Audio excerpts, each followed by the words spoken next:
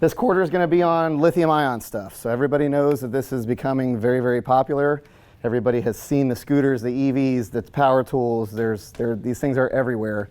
And now they're starting to cause a real problem for us. So we're trying to hit the ground running pretty hard on this, get out ahead of it. We're purchasing cool equipment that's going to keep us safe. And this training is really more of an awareness level training for you guys. It's just to kind of open your eyes to it, let you know what's going on, what to avoid, how to keep yourself safe on vehicle accidents with the EVs. There's a lot of hazards that can come out into play for us with those.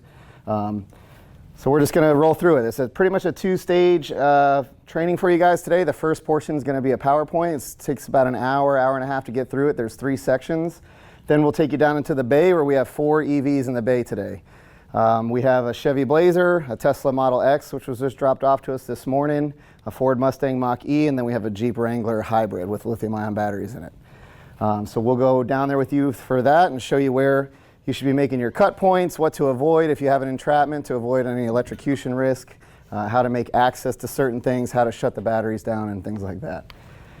The PowerPoint's going to be a 3-stage section kind of thing here. The first one's going to be the composition of the batteries, where I'm going to go over with you what's inside of these batteries, why they're so volatile, why they're catching on fire, why they're such a hazard to us, and what seems to be going wrong in sending these things into what's called a thermal runaway. The second section will be on electric vehicles, and the third section will be on energy storage systems. So, not to nerd out on you guys too hard here about the composition or the science of what's going on inside of the batteries, but every battery that's out there today, whether it's an alkaline battery, a nickel-cad battery, a lithium-ion battery, they have 3 components to them. They have their anode and their cathode, and then they have a separator that keeps those apart. So your anode, you can think of as like your positive portion of the battery, and your cathode would be like your negative portion of the battery. So we have to keep those things separate from each other, because when you touch them together, it's going to cause a short circuit and have a reaction. So you can think of it like putting jumper cables on your car battery. When you touch those together, they're going to start sparking and shocking and stuff like that. So they need to keep those apart. In your alkaline batteries and stuff, they're filled with an electrolyte, a liquid in them, that is also in conjunction with the separator to keep those things separate and the ions pass through it. But the reaction that you get from an alkaline battery or a nickel-cad battery, if those 2 materials touch, is not really reactive. And it doesn't cause a reaction like the lithium does. So inside of the batteries, if you want to find those silver cylindrical batteries that you have there that appear to be burnt up, look at the top of those. They have a vent on top, so they're designed if something goes wrong and it short circuits and it catches on fire, it's supposed to blow the top of the battery out, and it opened up the inner casing. So at least you guys can see in there's a big roll, or like a jelly roll they call it in the industry, of 3 strips of material. Those 3 strips of material I have in bags up here. One of the strips of metal is going to be your lithium. So this is a very good metal when it comes to batteries. It holds a lot more energy, it can charge faster, you can fast charge it, you can discharge it and charge it multiple times more than a normal battery. It holds a lot more energy, but it's a lot more volatile. This is a very unstable metal when it comes to batteries, and it's causing a bunch of problems for us. So this is your lithium strip, and this is your copper strip. So you can think of your lithium as your anode or your positive portion of the battery, and this is going to be your cathode. This is a copper strip, so this is like the negative portion of the battery. We don't want these 2 things to touch. So inside the battery, they have their cathode, their lithium, and then they have a plastic separator. So this is just a piece of plastic that goes in between them like this. And then they roll this up really, really tight, and they stuff it in that aluminum casing, which you see there in front of your tables there. Those are actually out of a Tesla battery module. Those are Tesla batteries. But every cylindrical battery that you see out there is going to have that jelly roll of those 3 strips of material, which I have here in this bag. So if you guys want to pass that around, you can. Nobody ever sits in the front row. That's pretty common out here, so I have to reach over the desk. Now, when they put those 3 strips of metal inside of the battery casing, they also fill the battery with a liquid. It's called an electrolyte. If that lithium and that copper ever touch, it's going to create that short circuit. It's going to generate a ton of heat really, really fast to the point where it boils that electrolyte. When that electrolyte boils, it's going to create a bunch of steam. It also creates explosive gases. It creates methane, hydrogen fluoride, hydrogen cyanide. It also creates its own oxygen. So these things cannot be snuffed out. As soon as they're going into a thermal runaway event, they're going to react, boil, blow the casing off, and release explosive gases into the atmosphere. Whether those gases catch on fire or they explode or they just, erupt some toxic gases out into the atmosphere, that's kind of like an act of God. Nobody knows really why. Some of them blow up, some of them don't. If they have an ignition source or they don't, they have to have a good explosive limit. But just know that these things, when they react inside of that battery, they produce a bunch of really bad stuff. We have two hazmat guys over here that can talk to you guys in depth. They probably will a little bit later about what actually is released in this smoke, but it's very, very toxic. The biggest one that I've been told is the hydrogen fluoride is the really nasty one that we want to try to stay away from. And we need to get out of the habit or the mindset that white smoke is not dangerous. So this lithium ion battery venting smoke that comes out is more dangerous than anything you're going to breathe in on a structure fire, pretty much. So just make sure that we're trying to get out of the habit or the mindset of thinking that white smoke is safe. This is a little GIF, or whatever they call those things, of what it looks like inside of the battery when the batteries are discharging or recharging. So you have your anode and your cathode and your lithium ions, and then your separator. When it's charging or discharging, the lithium ions pass through the separator. It leaves an electron behind, and that generates power, but you don't really need to know that, I guess. So you have your cells here on the table. Those, you're seeing different forms of them. These are all still the same lithium and copper strips. They'll just fold them up and form them into a pouch, or they'll roll them up and they'll put them into a cylindrical device. So the cells here in front of you are called cylindrical batteries. There's also pouch batteries that are floating around for you guys to pass around. Everybody has a pouch battery on them right now. That's what's in your cell phones and your iPads. They put those in electric vehicles a lot, electronics. And then they can also come in a hard, rigid casing. So some of these will have a rigid casing like this one here, if you want to pass that around. It just has more of a covering or a protective layer to keep that pouch safe, because your normal pouch batteries, if you squeeze them, you can see they don't really have much protection, so they can get damaged very easily.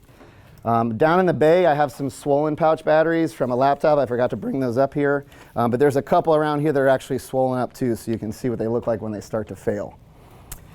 To dive into the cylindrical ones a little bit more, this is a cool cut-through image of what the inside of the battery is. So you can see that jelly roll, those three strips of material, your copper, your lithium, and your separator. And then they're going to have a vent on top. So that little nipple-looking thing on top there is a battery vent. So if something's going wrong, that vent should pop and release the smoke and the gases out of that vent.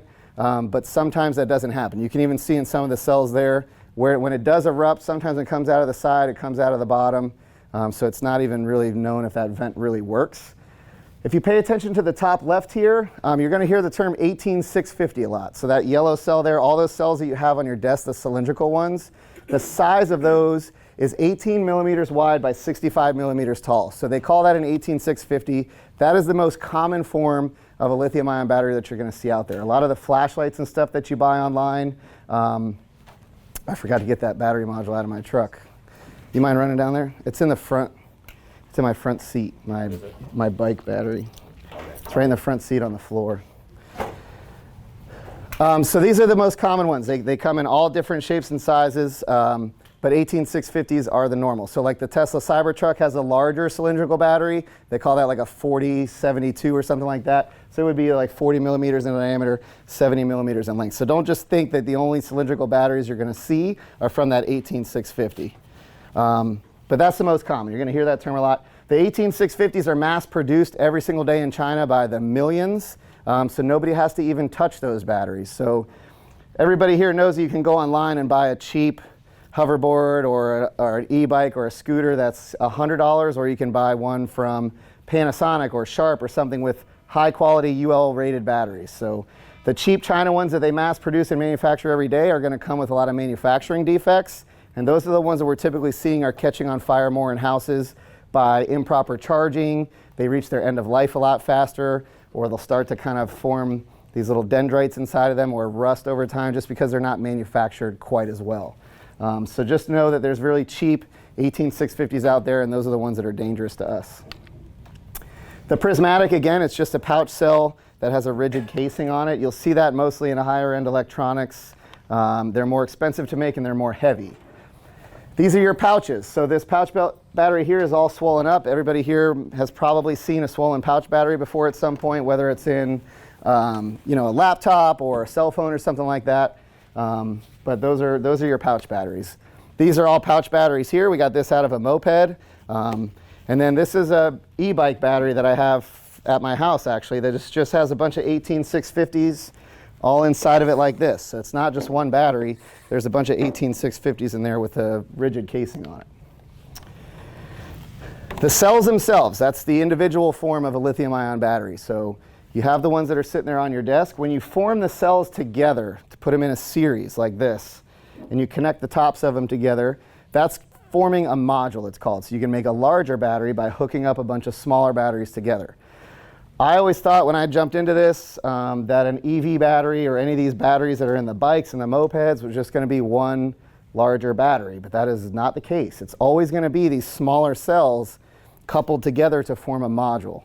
So inside of this here, I don't know the exact number. I would assume there's probably 60 or 70 18650s inside of this. So this is not just one battery, it's actually 50 or 60 batteries.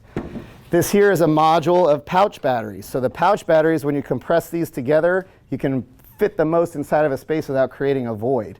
So if you have 18650s like this, you got all these air gaps in between because they're cylindrical, but you can fit the most energy inside of a compartment if you use the pouches. So pouches are pretty common as well. On the moped, they'll put a casing around this and that just slides in. So don't think that there's just one battery on a moped. This is actually probably, 20 large pouch cells.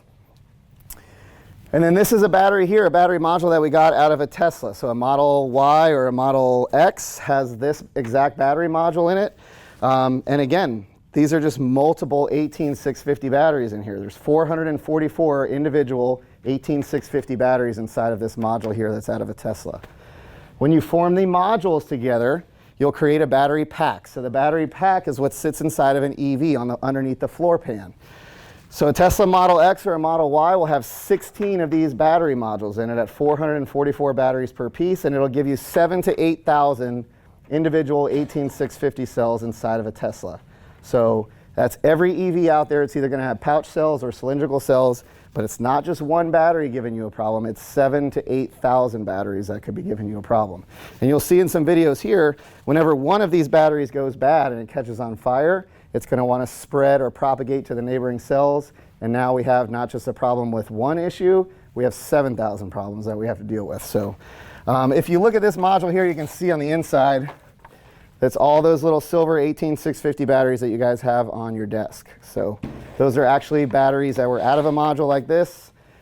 I'll get into that in a few minutes. When we get into the energy storage systems towards the end of the presentation, that's where they put battery packs basically inside of an outside building or a Connex box, but they call those battery racks. So you might hear the term battery rack. Battery rack and battery pack are the same thing.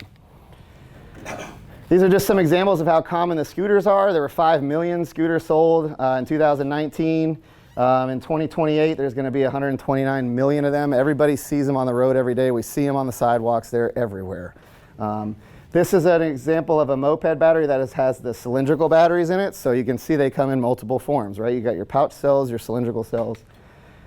They're everywhere. I have tons of these lithium-ion batteries in my DeWalt power tools in my wood shop. They're in vapes, phones, hoverboards, bikes.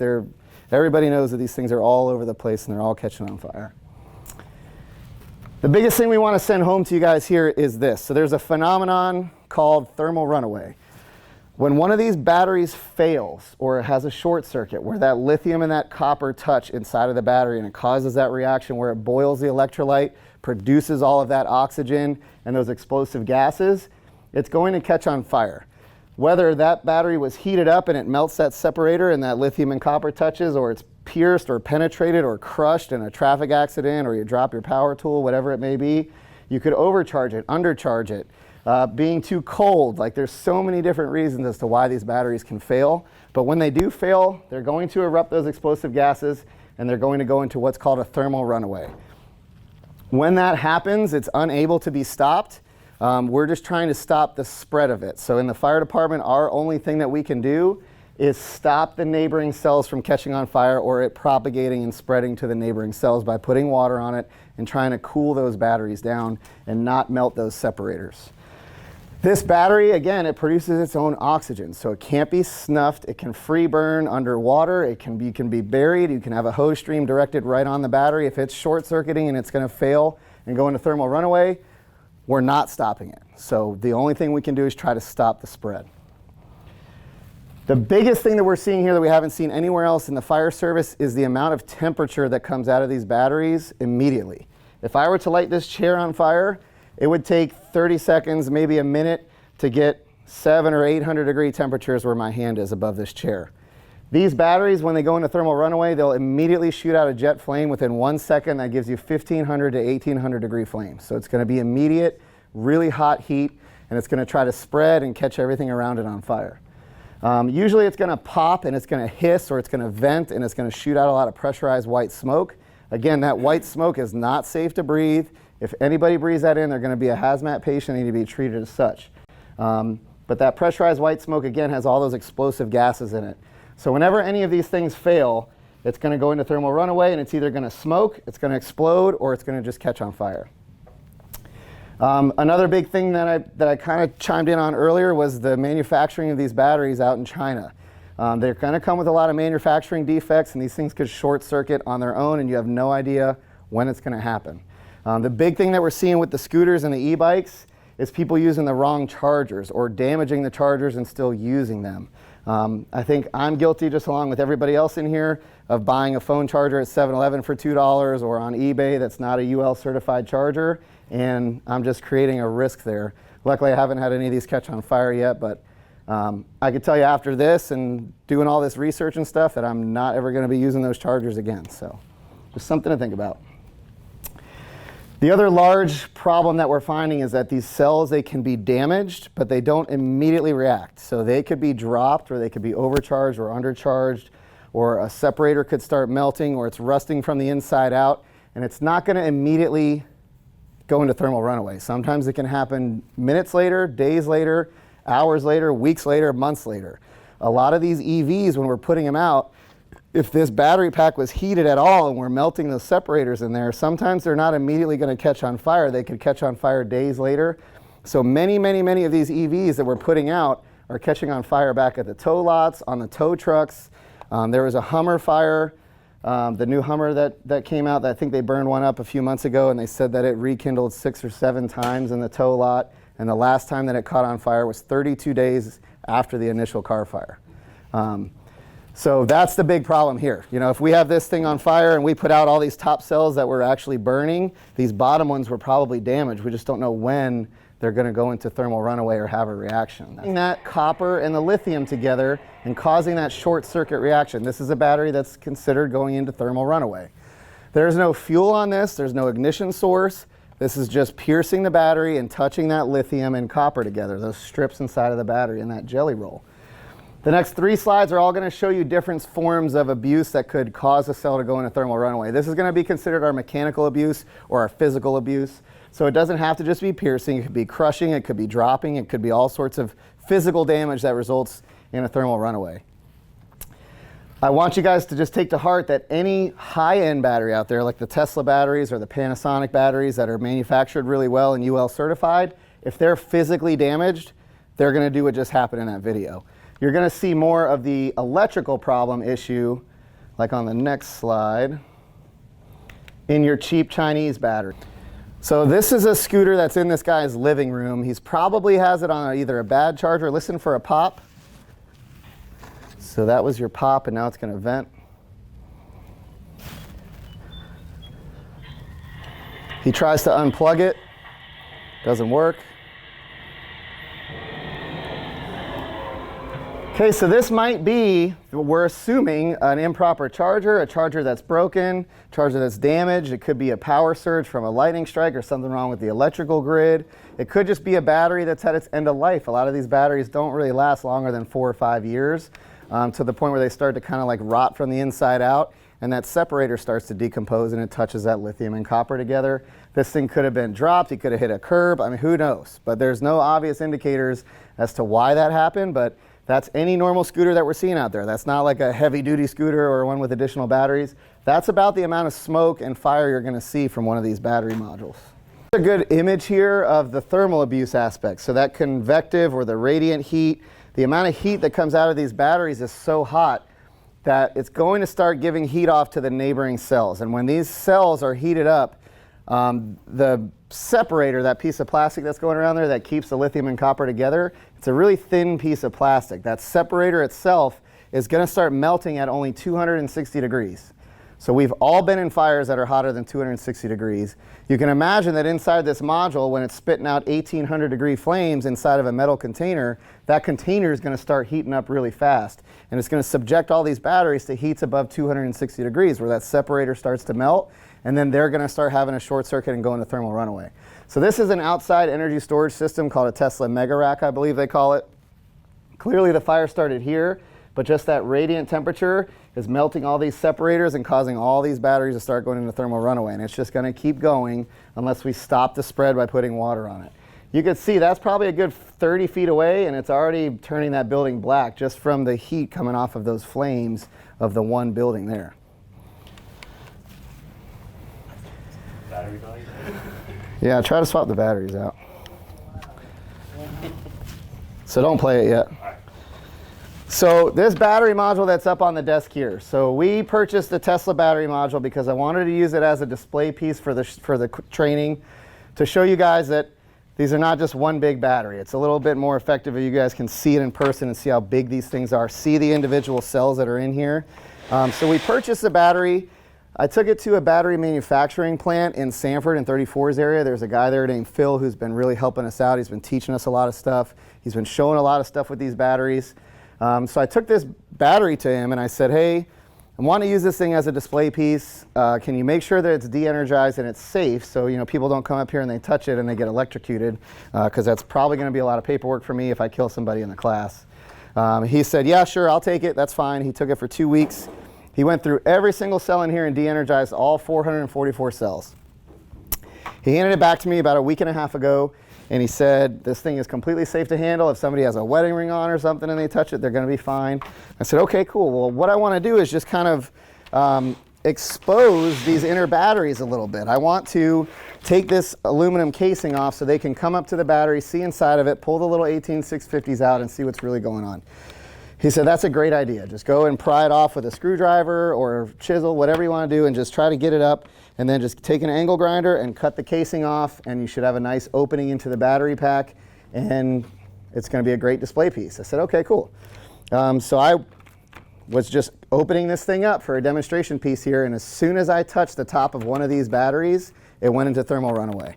I thought this thing was going to be completely safe. I didn't even think to film it at the time because I thought it was safe and it would have made an incredible video. By the time I got a hose line on it, it was about 20-30 seconds, and I burned up 2/3 of this battery module. So probably 300-ish cells went off. This thing was incredibly volatile, and it burnt those up in about 30 seconds. It was shooting flames up about probably 20-30 feet in every direction. It was really hot. It was really loud. It sounds like a jet engine.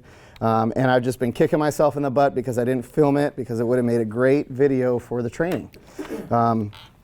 We had the squad come out. We put it in a drum there, a 35-gallon drum. We let the remaining 1/3 of the unburned cells soak in water for 4 days to cool them, to promote like rusting and stuff, which should also de-energize the batteries and make them a little more safe and a little less volatile, which it did. But we decided that we're going to send it back into thermal runaway again and film it this time to show you guys a video of what it looks like. This video does a very good job of showing the propagation to the neighboring cells. The battery, again, is much less volatile than it was the first time, so it's not quite as impressive, but it is kind of impressive. So we started it on the left side, and then I started it on the right side. So that's all it takes. That one touch of the lithium and the copper is going to send it into thermal runaway. But watch how the radiant heat here, the convective heat, is going to start passing into the neighboring cells, and it's going to slowly propagate to all those cells and move its way in towards the middle of the battery. So this is just the battery. There's no fuel on this. There's nothing that's making this more impressive than it is already. It's just doing its own thing. You can see the jet flames. Again, those are 1800 degree flames within 1 second. That's shooting down and hitting the ground. That's from the bottom of the battery, so it's shooting out 3 or 4 feet at times, just the flame itself.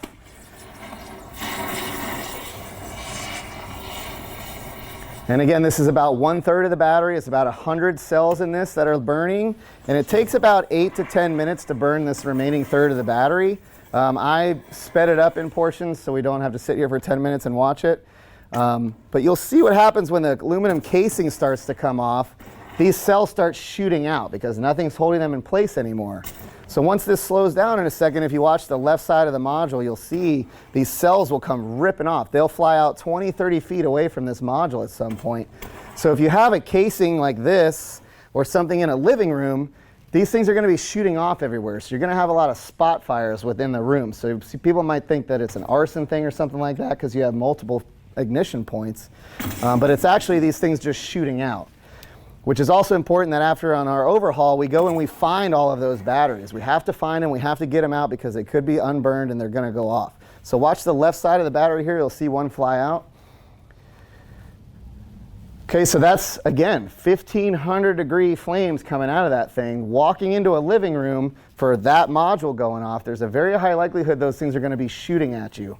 So if you don't have your coat buckled up, I'm pretty bad about that sometimes where my collar will be open. I could imagine taking one of those into your collar would really suck.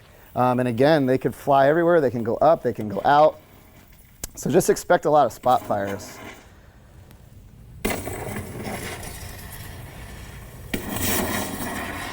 One other thing to consider, this is outside in an open ventilated area. It's not in an enclosed casing.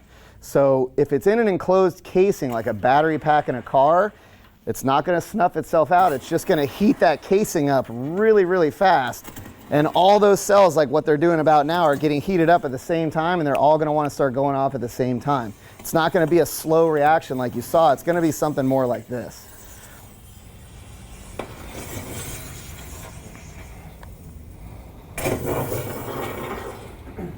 This is also a well-engineered battery module that is held together very well with the casing. So once the casing is gone, you're going to start seeing these things fly off a lot more. In a battery like this, or that battery module there, that's a thin plastic casing. That's going to be gone almost instantly, and these things are going to be going all over the place. So just expect these things to be very volatile. Expect them to be shooting these little individual cells out at you, and just try to stay safe and wear all your PPE. Sorry, Ben. That white smoke that was coming out there, that's not steam, that's the... That is the venting of the batteries, yeah. So some of the residual lazy smoke that you saw there, or the flames, was the plastic that was burning, but the actual jet flames and the pressurized smoke is the off-gassing of what those batteries are causing inside the battery. This is a picture of a battery pack. This is a Tesla Model X or a Model Y. They have the same battery pack. But that's one of the modules that you see there on the desk. So you can see the amount of batteries that go into these battery packs. There's between 6,000 and 8,000 individual 18650 batteries in there. The Tesla uses the cylindrical ones. The Wrangler down there, the Blazer, and the Ford Mustang all use pouch batteries, but there's still thousands of pouch batteries in there too, but they could also be larger like this. But just goes to show how many batteries are in there. When they put the battery modules in, they'll slap a thin aluminum cover on each module themselves, and then they put the rest of the battery cover itself on it on the battery pack. So you can see how thick that aluminum is on that battery pack. So now these batteries are inside of a fire-resistive, waterproof, airtight casing. So when they start to burn in here, our biggest problem is getting water into the battery cells to cool them, because they'll then put this fire-resistive, waterproof casing on top of the car frame. Then they'll put a thick aluminum skid plate underneath that to protect the batteries. And then they put a floor pan and all your seats and everything on top of that. So actually penetrating water into this battery pack is our biggest problem. And we'll get into that a little bit more in the EV section. But that's our biggest issue. If we have a module like this, where these batteries are just protected by a thin aluminum or a plastic casing, getting water into that module to cool the rest of the cells down is pretty easy. But with the EVs is where this is our biggest problem. There's no obvious reasons as to why these things can be going into thermal runaway. This guy just brought his moped into the elevator to go up to his apartment. This thing could have just been reaching its end of life. It could have been damaged by physical damage or something like that, and it's just now deciding to go off. But there's no obvious indicator as to why this is happening. Remember how toxic this smoke is, right? So these people are now breathing in this super nasty, thick, super toxic hydrogen fluoride, cyanide, methane, as there's a bunch of heavy metals in this stuff that's contaminating our gear too. Luckily, those doors got open right there and those guys got out, but I would not be surprised if those guys didn't die later that day at the hospital just from breathing in what they breathed in. There's a lot of videos out there. There's actually a really good one that just came out like a week or two that's floating around on TikTok and YouTube of a guy that just was carrying in one of these modules like this. He walks in the elevator, shuts the doors, and the thing just blows up in his hand, and that guy actually died. There's some pretty cool footage of them pulling his body out of the elevator. The chief said I couldn't put it in here. They didn't want to have dead bodies on the PowerPoint, so we don't get to see that. So this is FSRI. It's a training institute. They do some really cool studies. They built this standalone house here for this study. All these camera angles are from the same living room. They put this electric lithium-ion moped behind this couch, and they intentionally overcharge it with the wrong charger for 1 hour, 39 minutes, and 23 seconds. So when I start the video, just pay attention to the time and watch these exterior windows when this thing will start to fail. So I'm starting the timer now. You'll see it's already venting. You can't really see. It's going to then vent and explode. But watch what the pressure wave does to those windows.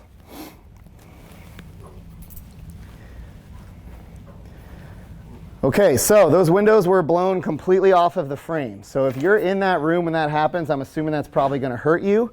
And now this moped is pumping out 1800 degree flames, but it's also releasing explosive gases into this room. So now the heat release rate from this moped is a lot higher than anything we've ever seen, and it's heating the rooms up a lot faster. You couple that with the synthetic materials of the couch, the carpet, the paint, this fire is going to burn so much hotter and so much faster than anything that we've seen before that it's going to start flashing over rooms very, very fast compared to what we're used to. So we are now 50 seconds in, and look at the amount of smoke and fire coming out of the windows, and that room has flashed over within 1 minute. So that's something that we've never seen before. Usually it takes a long time to flash over a room. This is just from the ignition to flash over being less than 1 minute. This is super important for a layout like this. If we have a Rubin content fire in any of these middle rooms here, and we stretch a hose line through that living room, and we're fighting fire in here, but that residual heat from that fire is heating up that moped by the front door, this could be happening behind us and we're not even aware of it. So company officers, it's very important for us to keep our head on a swivel, use your ticks, find secondary means of egress, look behind you every once in a while and make sure something like this isn't happening, because now you could have lost your means of egress and have a flashover condition behind you and you're just totally not aware of it. Something to keep in your mind there. Some old fire school statistics for you. In the 70s with normal combustible materials, it would take about 17.5 minutes from ignition to a flashover on a room. In 2007, with all the synthetic materials, your couches, your mattresses, your paints, your carpets, it took 4 to 4.5 minutes. Now with the lithium-ion component and releasing all those explosive gases and very hot heat so fast, it's now only taking a minute. Now that you guys have taken this class, you're going to have a little bit more of an open eye to this lithium-ion stuff. When you start going into these EMS calls, look around in the front door when you walk in. You'll start to see they got a scooter right there by the front door. They got a moped in the hallway that you just aren't really paying attention to.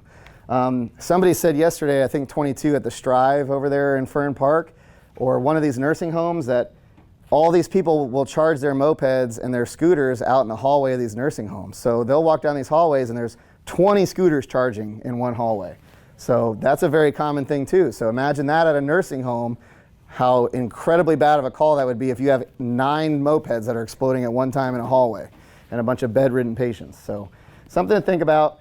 Transitional attacks are good for that. If you want to just spray some water in there and try to cool the environment down a little bit, if this is happening while you're running up with your hose line, that's also a very good idea. Something to bring this a little home to you guys and just not show you videos from FDNY or stuff that's going on around the country. FDNY deals with this all the time because they have so many apartments up there in these high rises. But I found the blueprints of the IMT apartments, the new apartments off Primera Boulevard in Lake Mary, because they're single family apartments with no means of egress besides the single point in the front door, no balconies, and they just have some windows out there. They have 12-foot ceiling heights. So if you're on the 4th floor, this is a very common scenario that could start happening to us here. What we're seeing is you have a family in the bedroom. They're going to charge their scooters or their mopeds right there by the front door. You can't reach these 4th floor windows with a ground ladder. So in this scenario, we're going to say that we have a family in the bedroom. We have a flashover condition going on at the point of entry because a moped is going off. We've just gone up to the 4th floor with our high-rise packs, and we open the door and we see a flashover condition happening. We don't have water in our hose yet. We're still hooking up to the standpipe. We're still getting our pressures. It's taking a little bit of time. But we need to get this family out of this bedroom. So everybody in here, just give me some participation. What are our objectives here? How can we get this family out of this bedroom of this apartment? You know, all the aerials that we've got around. Okay, so aerial, right? So the 4th floor, again, we're not going to be able to reach that with ground ladders. If we have a good, competent tower crew or a quint crew where we could get a stick or a bucket up to this window quickly, getting them out the window would be pretty easy.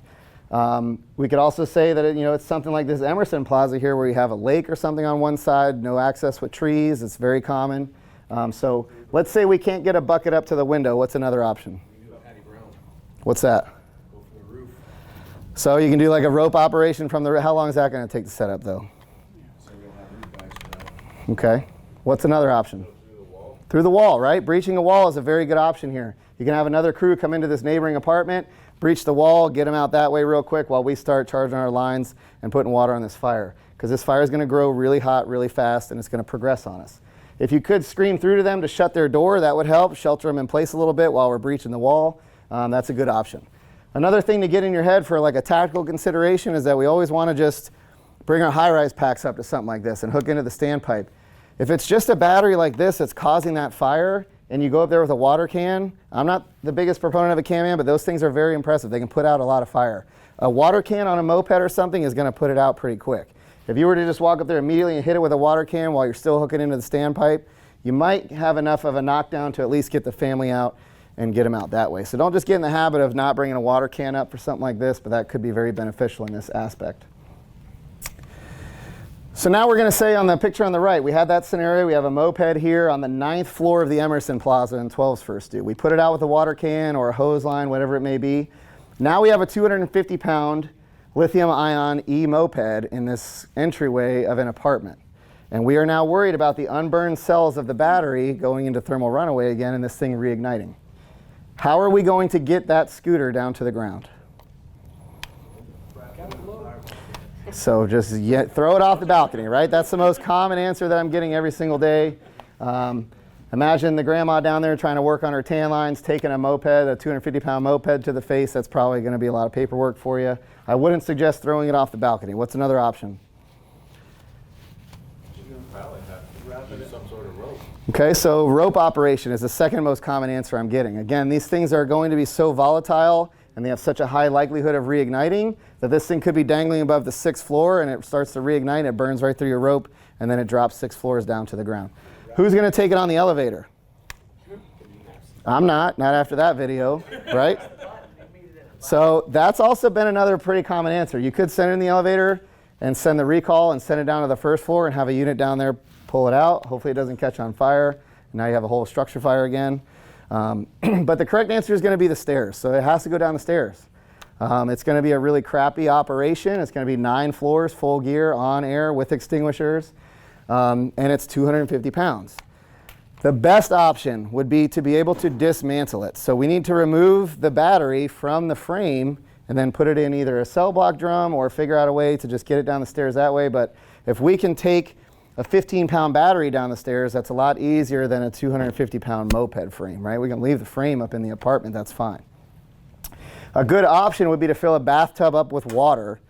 Place the scooter, or if a moped's probably not going to fit in a bathtub, but if it's a scooter or something like this, put it in the bathtub full of water just to keep it kind of contained until the SHOT team can get there, where they're going to dismantle the battery and take it off, because this thing is most likely going to melt to the frame or whatever, so they can come in with their hydraulic cutters, angle grinder, sawzall, whatever they have to do, and actually just cut the battery out of the frame and then take it down the stairs. So that's the best way. That's how they're doing it up in FDNY and stuff, because they run these calls every day up there. They're dismantling it up in the unit and then taking it down the stairs.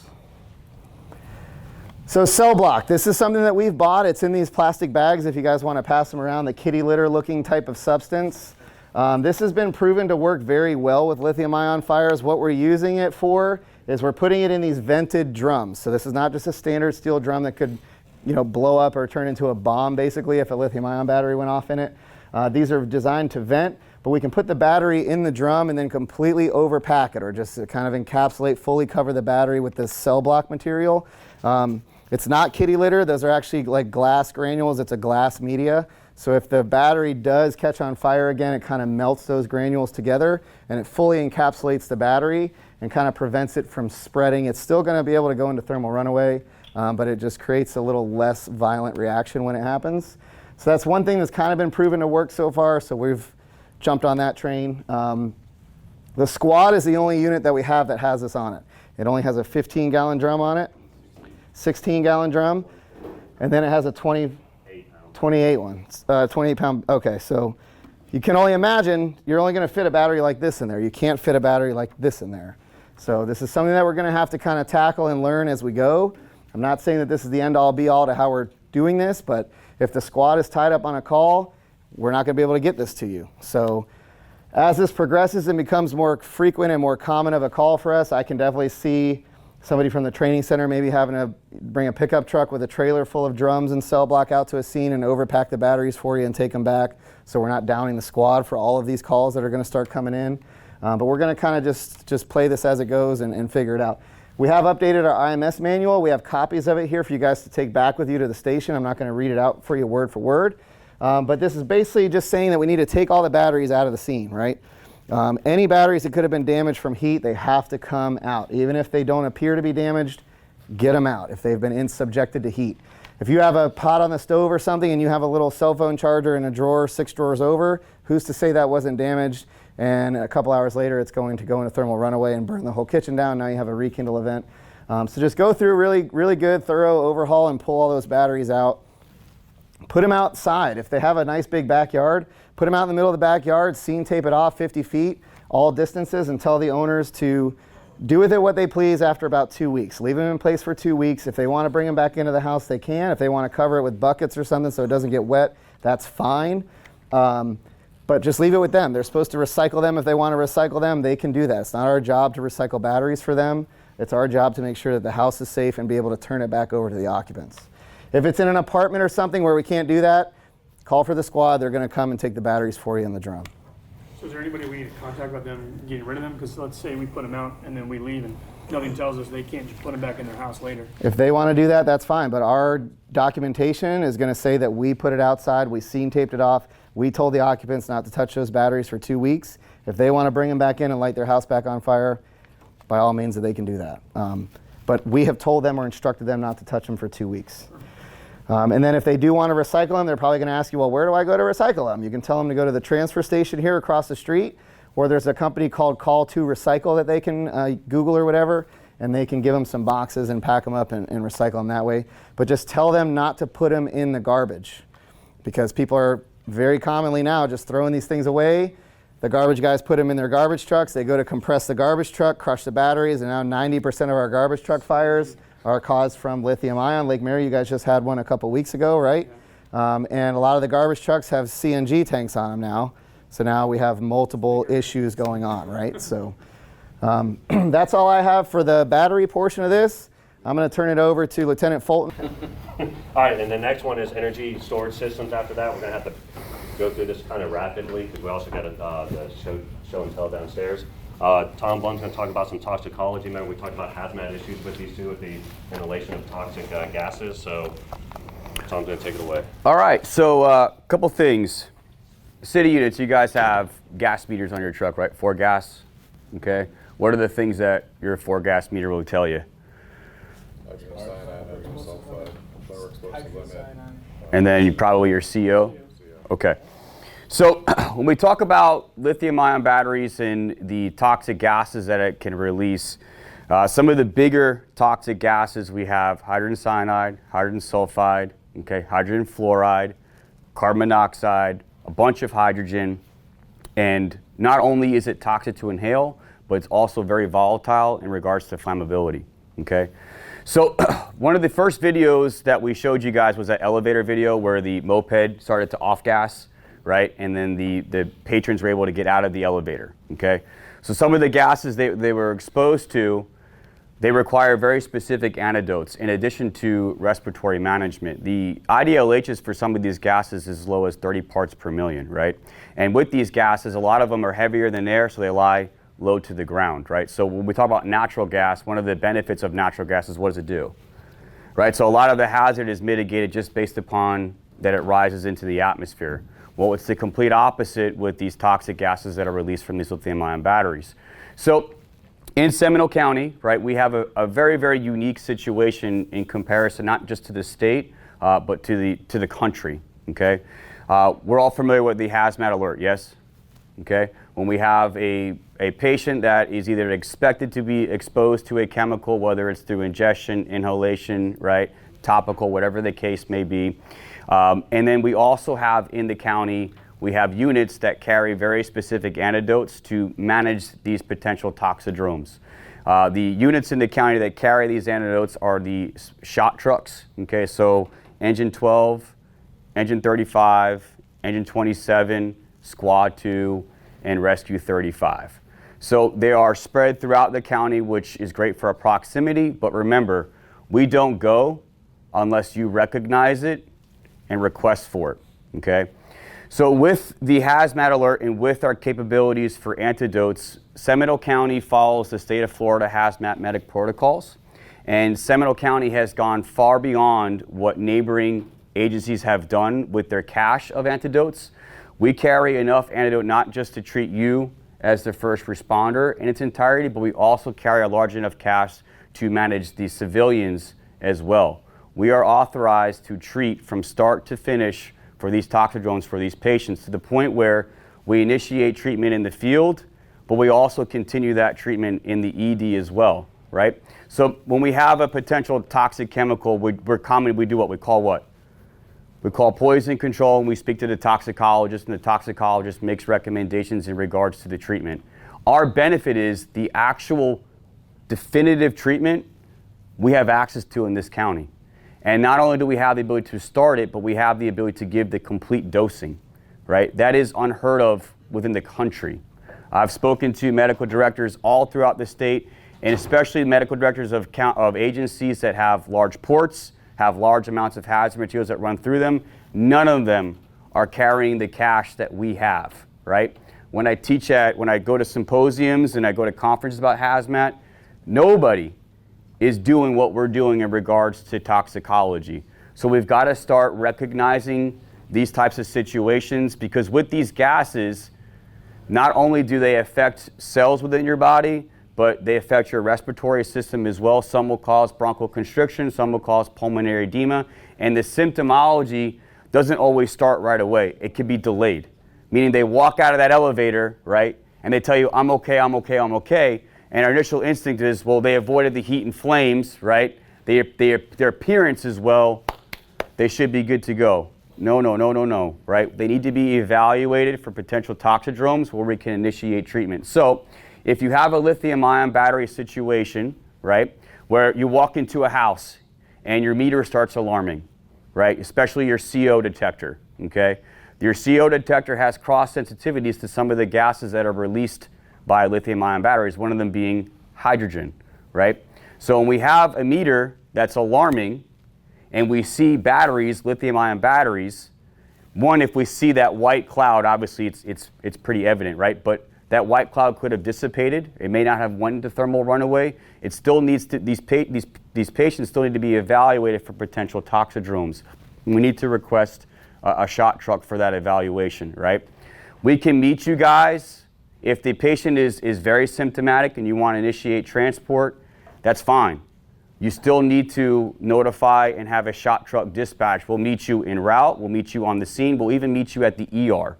And the biggest benefit is we can walk in there and we can say, hey, we know what the chemical is, we know what the treatment is, and we can follow our protocol. You can still contact the toxicologist through the state, right? But we can start treatment. I've been in the ER for 2.5 hours managing a patient on a toxidrome because of the relationship that we have within the county with our ER physicians and the trust that we have instilled.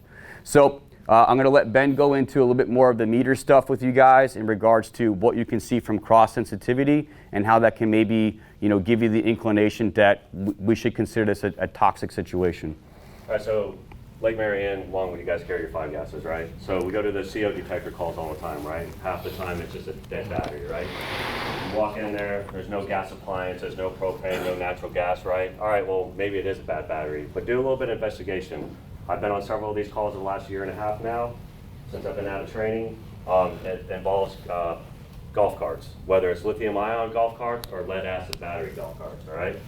That's hydrogen, right? So if your CO detector is going off, and maybe you have that smell, it's a distinct smell when it comes to batteries burning down, right? Like a lead-acid battery, when it's burning down, is because people aren't putting their distilled water into it. So now it's exposing all that lead acid, right? So it starts burning down and you have that distinct smell, right? Well, if you throw your meter up, we had one the other day in Lake Mary, 33 Spurs do.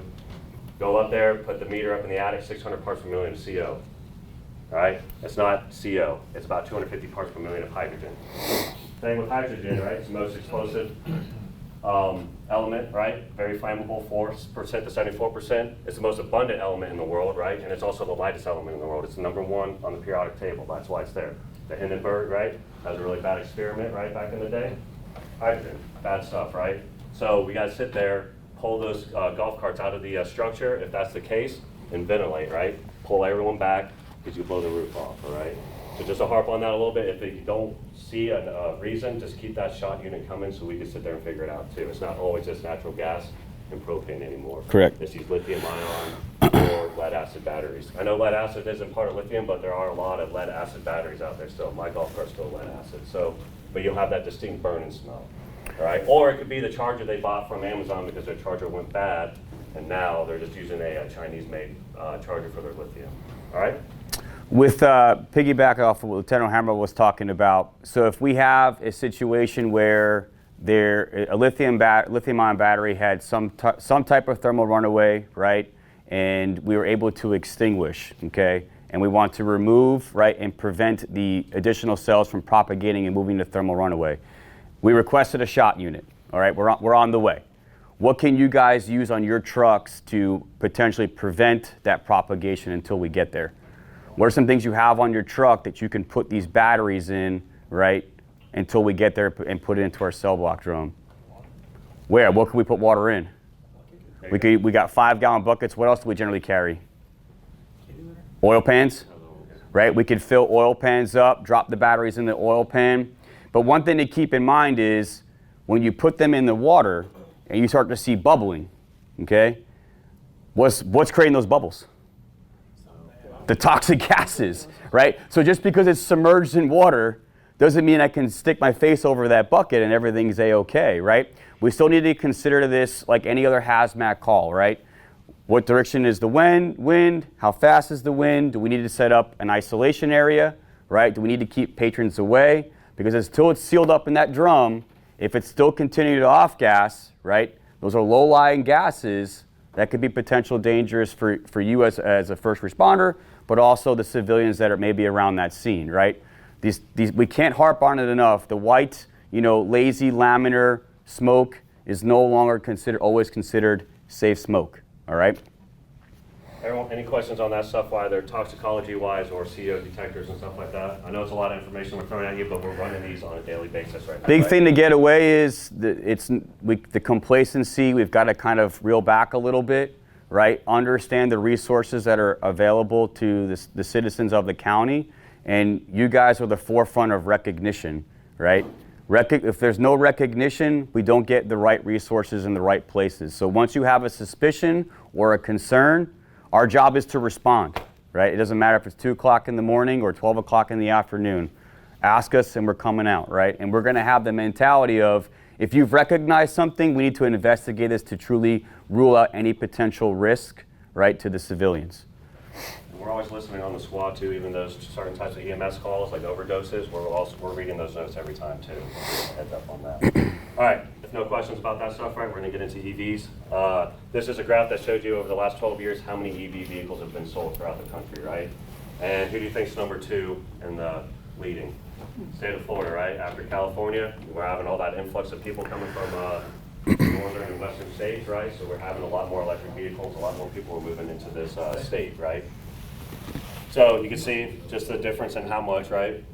We're number 2, and then everyone else is kind of around the same. So, and then by 2025, it'll be cheaper to make an EV vehicle. All right, so there'll probably be more and more. And with the new, with the way the country is now, it's going to keep going that way. So, all right, your 3 different types of electric vehicles out there. You have your HEVs, these are your hybrids. These are like your Priuses and your Honda Insights from back in the day, right? There is no plug into it, all right? It's an internal gas motor, small, followed by a little battery that gets recharged, all right? So that's how this one works. You're not seeing as many of them anymore because it is that older style. We had one actually in Lake Mary the other day, a rollover. It was a Prius. On the back left corner where the spare tire is the high voltage removal plug. All it is a U-shaped orange plug underneath where the spare tire would be in the back seat. Pull that out and it discharges it, all right? So that's how that one works. Your PHEVs, that Jeep Wrangler downstairs is one of those, all right? So it's your plug-in hybrid, all right? So it is a gas motor still with a lithium-ion battery attached to it, all right? That Jeep Wrangler, I think, does about 35-mile range, roughly, for that electric battery, and then it's, in turn, moves over to the internal combustion motor of it, all right? And then your BEVs, those are your Teslas, the Cybertruck, the Y, and the X. So that is a plug-in. The PHEV is also a plug-in, too. When it comes to levels of charging, all right, so you have 3 levels of charging that are going on in your houses right now. When you buy your vehicle, it comes with a 120-volt charger. That's your level 1. So if you're doing more than 20 miles a day, you're probably going to have to bump up to a level 2 because it is 2 to 4 miles per gallon. It goes by miles per gallon for each hour of charging with that electric vehicle, all right? So if you come home at 5 o'clock at night, you leave for work at 6 in the morning, you plug your car in, you're getting 2 to 4 miles per gallon, right? So if you're going more than a few miles, you're not getting a full charge of that battery, all right? Your level 2 bumps up to your 240-volt system, which you get 12 to 30 miles per gallon per hour, so that's when you start getting your full charge throughout the night, all right? Your level 3 is your supercharged charger systems, which are your DC powered, all right? You're running about, you can do about 30 to 45 minutes, 100 to 250 miles, so that's what you'll see out there in 34's areas. The Target has them, and then the Altamont Mall does. Now, when it comes to that charging system, 100 to 250 miles, like 30 to 45 minutes, right? So if you're going on a road trip, the quickest way to get that done from like 10% charge to 80% charge is to wait there for 45 minutes and get you to your 80%, all right? Now, if you want to go from 80 to 100, you're gonna have to wait about the same amount of time, another 30, 45 minutes, all right? It takes just as long to go from 80 to 100 as it does from 10 to 80, and the reason for that is the heat production of these batteries, right? They don't want to sit there and start putting a bunch of heat into it because what does that cause, right? It cause damage to the cells and then produce thermal runaway, propagation, and all that, right? So just that's how these charging systems are coming. Class we took in Indianapolis a couple years ago, they're actually doing wireless charging now too. The transit buses up there, you'll be pulling up to them, they'll stop, unload people, bring people up, and either an arm comes across it and it sits there for 5 or 10 minutes. It's charging at that point. It's all wireless, or it's charging from the roadway.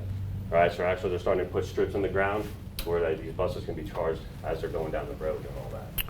One of the unique circumstances with Seminole County is we only have a couple supercharging stations in the county, and there's an abundance of hybrid vehicles. So when you go to larger cities, right, where there's tons of parking garages, okay, a lot of those superchargers are in those parking garages, right, or in those shopping complexes or at those gas stations.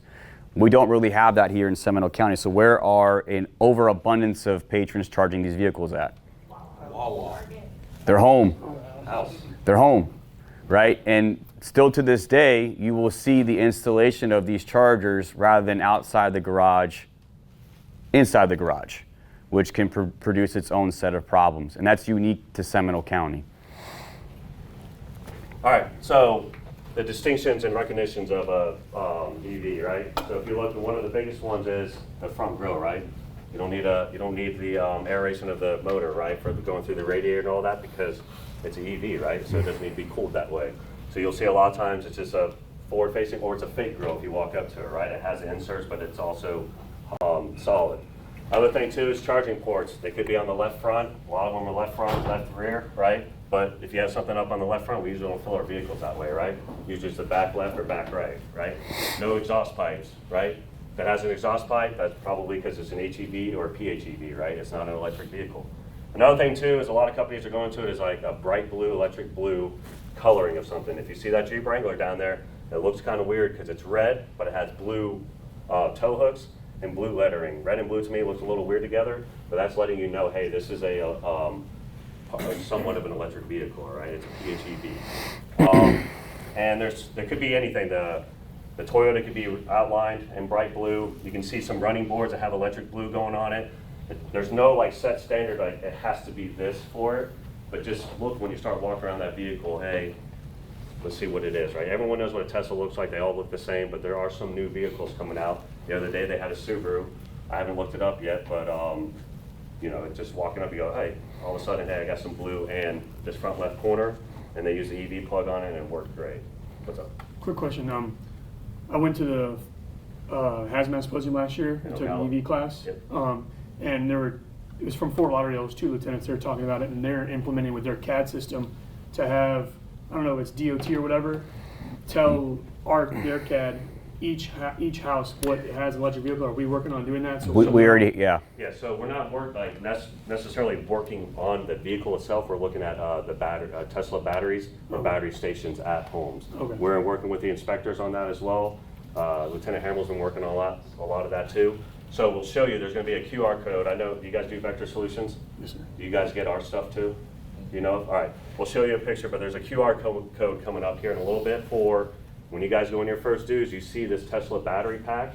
You can go ahead and scan the QR code, it'll give 4 or 5 questions, you input that into it, and it'll get put into the CAD for, hey, another utility is at this home, not just natural gas or power. It could be also, hey, there is a Tesla or a Generac or anything like that there, so when we pull up on scene to a house fire, we know there's more than just one utility. And it might be that causing it, or it just might be another hazard we have to worry about because we have a house fire. But it is in the works right now.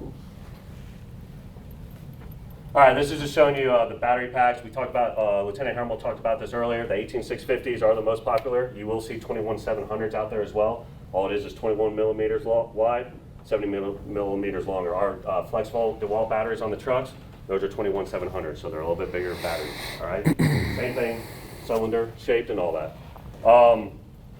EVs are heavy, right? I mean, that thing weighs probably, what, 50, 60 pounds right there? And you're looking at times 60. It's definitely weighs more than a 45-pound plate, I'll tell you that, right? So, center of gravity, right? They're all put at the bottom of the car, which is a good thing to do, right? So you don't have that high center of gravity, right, for rollover.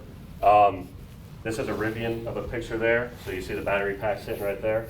You're not seeing a whole lot of those on the road anymore. I don't know if it's because they put all their money into the vans for Amazon. We'll go over those two. You know, you say that, and after last time, I saw 2 Rivian vans, or Rivian trucks on the way home. You know, it's just... I'm thinking about the Rivians, we'll talk about it a little bit later, but a lot of the Rivians are coming out of the Apopka in Orange County. That's where that Amazon hub there. That's where a majority of them are coming out and cruising the county. The Hummer is one of the ones that uses the pouches instead of the cylinders, all right? And the weight of alone is 2,800 pounds. Was it an 8,000 pound truck? Yeah. So it's 8,000 pounds, so it's like a 3/4 ton diesel or 1 ton diesel weight of the vehicle, all right? So they are heavy. This one is just showing that there's different colors of high voltage, right? High voltage is orange, right? There are cut points, we'll show you down there where it cut. It's lettered with an orange sticker with a red helmet most of the time to say, hey, this is where we're gonna cut your high voltage, right? These vehicles also have 12-volt systems. The 12-volt systems in this are your airbags, the electronics, the computer and all that in it that's run off the 12 volts. So we do come up to these and you have an extrication or a fire, or you got someone that's being combative up front and you want to secure it, we have the EV plug, but they can also make you cut loose, all right? So a lot of times the batteries on most of these vehicles over here have the 12-volt battery in the front, they're calling, right, the front trunk. And we have them exposed for you guys so you can see where the 12-volt battery is and where the cut loops are on this vehicle. Understand what cutting a loop doesn't do, right? Just because you cut the loop, is that going to prevent thermal runaway? No. If that process is started, right, it's going to continue to happen, okay? But what does cutting the loop potentially do? It prevents the vehicle from being able to move. So within a minute, it should be back de-energized, all right? So there's no stored energy in the lines, all right? It's all in the battery pack. Once you cut that within the minute, everything should be good to go for it, all right? One other thing with the 12-volt batteries is it also will control a lot of these door latch mechanisms. A lot of these things Yes. are completely controlled by electronics now. Like the Mustang down there doesn't have door handles. So open the doors that you want before you control your 12-volt battery, because then you're not going to be able to open the door and you're going to have to force the door. It's a completely new mindset, right? This is a whole new world. Well, just think of it when we do extrication. What's that? Electricity was new. I mean, this is just an adjustment period. Just think about it like I try to do when we're on the squad. When we pull up to a call, if I can roll windows down before we cut the battery, it's better to do that, right? Instead of taking the windows, right? We don't have to worry about shards of glass everywhere, right? On the patient or on us.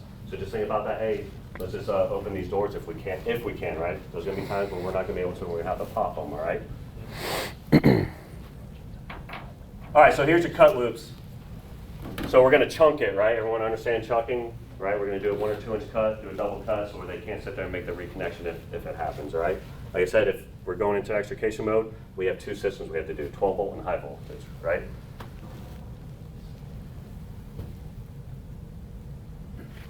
All right, do you guys have this on your work phones, the EV Rescue app? If you don't, go ahead and download it. It's free. All you got to do is sign up, put a random email in if you want, and a phone number, and it works. We'll be talking about the Rivian. So these are ERGs for each electric vehicle known possible that they know of right now. The Rivian has a 33-page ERG on it.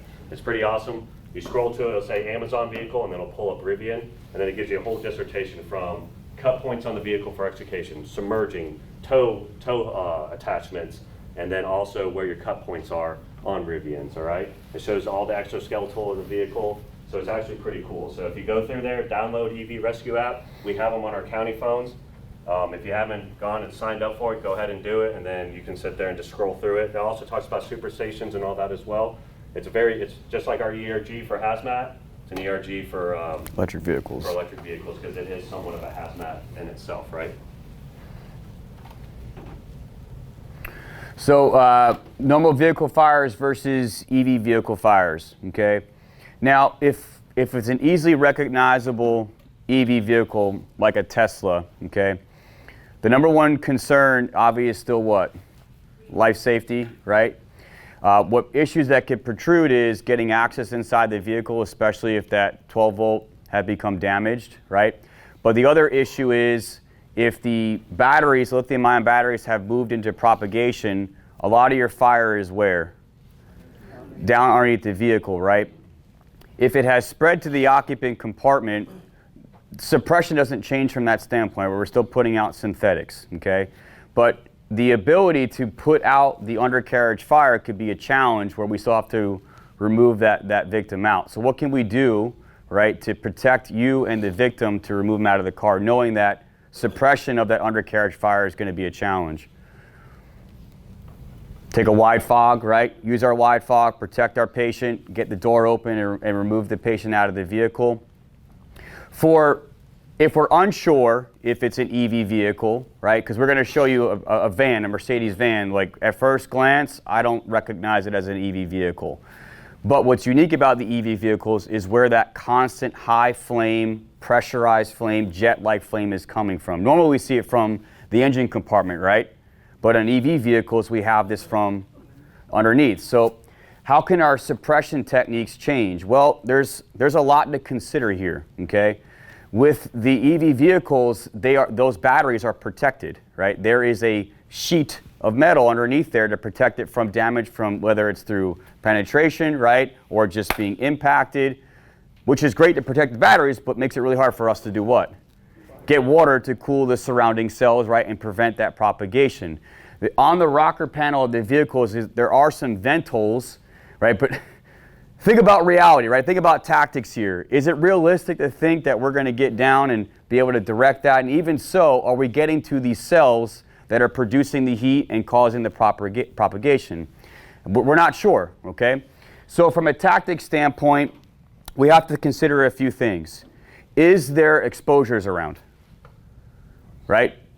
If there's exposures around, can we prevent those exposures? But knowing, once I start putting water on this EV fire, it's going to require a lot of water. And when you put water on these EV fires, yes, the flames can get knocked down, but are you stopping the thermal runaway? No, right? So you can put the flames out, feel like you've got a handle on it, and then all of a sudden it starts to propagate again, right? And that's kind of what we have seen. So what are some options to do for actual suppression? Remove the vehicle if you have. If we can put this vehicle in an area where we can let it free burn, that's the best thing to do, okay? But what kind of challenges do you guys see with that type of tactic?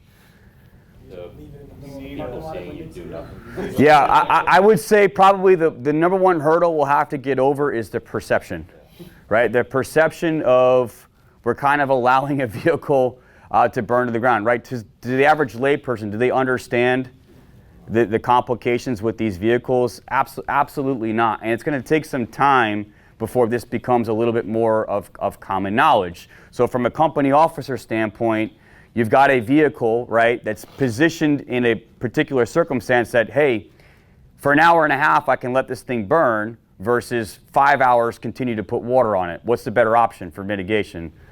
Let it burn. So what can we do with our nozzle? Well, we can use a broken stream, right? We can direct it down towards the pavement and cool the pavement, right? Because we have 2,000 degree temperatures to damage the pavement. We can direct it down, cool the pavement. At least we're flowing water, right? But the reason why we're flowing water is not to suppress the vehicle. It's to allow the batteries to continue to burn, but we're just protecting, the pavement itself.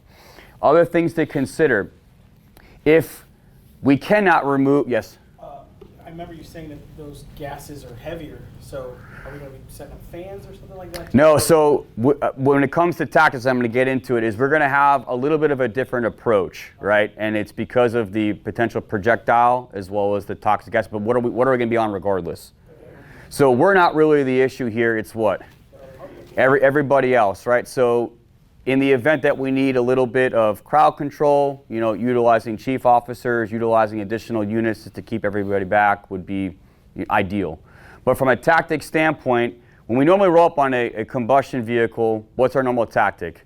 Pull bumper line, right? Get up into the engine compartment and put it out. Well, what's the issue with EV fires? We have projectiles, right? And on top of that, we've got toxic gases and high heat that can damage our gear. So rather than pulling the bumper line, can we pull maybe a cross lay, right? Anybody, Lake Mary, are you guys carrying a bumper line that's longer than 100 feet? So Longwood, same thing, 100 feet. So this would be a cross lay situation where we can have 200 feet. We want you guys suppressing the vehicle fire from at least 50 feet, right? And that's in consideration of those cells exploding out of the vehicle. So with that being said, in Seminole County, we have smoothbore nozzles on our crosslays, right? And given that we're dealing with electricity, I don't want to put a solid stream onto something that is energized, yes? We need to go to a broken stream. So if you're utilizing a crosslay, just crack the bail, right? We don't need to open the bail, we'll get that broken stream. Or if there's really no threat to life safety, what can we do? Just swap the nozzle, right? We could put the fog nozzle back on. If you're using the fog nozzle, just get a little bit, open up your nozzle a little bit, get that broken stream, right? And you can make the decision, am I gonna move forward with putting thousands of gallons of water onto this battery, right? Or am I gonna allow it to burn and just keep the pavement cool, but we're gonna do it from a safe distance? Got anything to add to that, Ben? Yeah, this will be in the updated IMS. The 3.25, 2.6, and 2.7 will be coming out by the end of the year. They're up here. If you guys want to take it back, we're not going to go in too depth. We just did 200 foot, 50 foot from away from the vehicle. But go ahead and take some of these sheets back when you go, and then you can sit there and read it. I don't want to read it to you guys. We don't have the time. The other thing too is, does foam work on lithium ion?